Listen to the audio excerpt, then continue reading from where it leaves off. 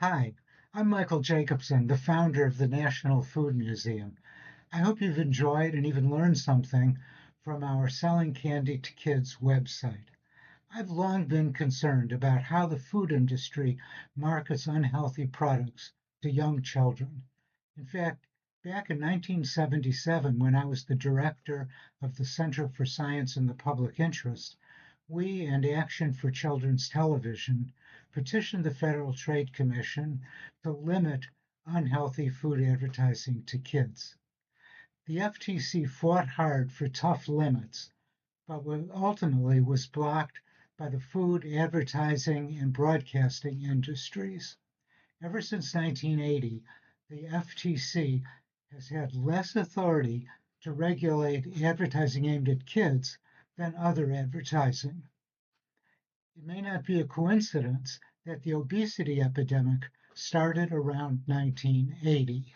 Now, with the advent of the digital age, smartphones, social media, artificial intelligence, it's far harder to protect kids from predatory marketing than it was back when television ruled the roost.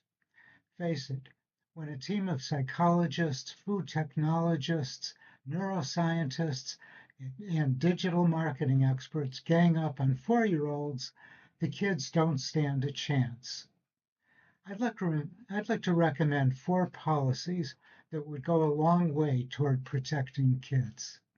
First, because young children are still forming their eating habits and don't even understand the intent of marketing, all marketing, including online, aimed at kids under 8 should be prohibited, as the FTC proposed back in 1978.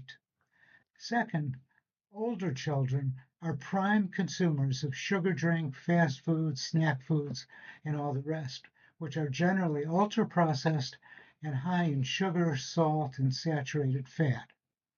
Several nations have required bold warning labels on foods that contain excessive amounts of those nutrients. Celebrities, images, cartoon characters, and other persuasive techniques in packaging and in advertising are not allowed in those countries and should not be allowed here. Such restrictions should apply to TV, the web, social media, computer games, and product placement in movies. Third, education could help. Any ads for unhealthy foods should be balanced by counter ads promoting healthy eating habits. The counter ads should be funded by the advertisers themselves or by the federal government.